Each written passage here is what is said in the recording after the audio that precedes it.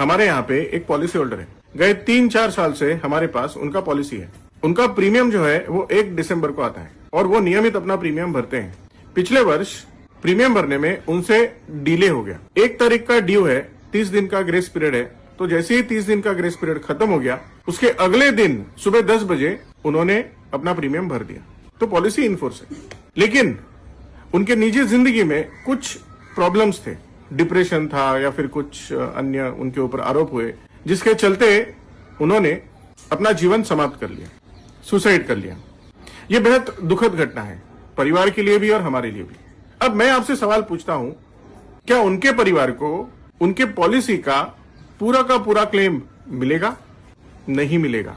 क्यों नहीं मिलेगा?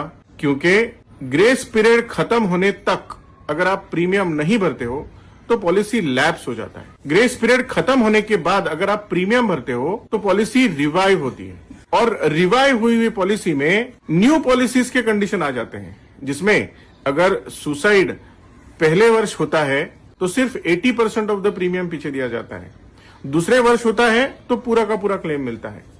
3 साल पूरा प्रीमियम भरने के बाद सिर्फ 1 दिन का डिले करने की वजह से उनका पॉलिसी रिवाइव स्टेट में चला गया, जिसके वजह से उनका पूरा का पूरा पॉलिसी अभी न्यू पॉलिसी के स्टेटस में आ गया और उनके परिवार को मात्र 80% of the total paid premium मिले।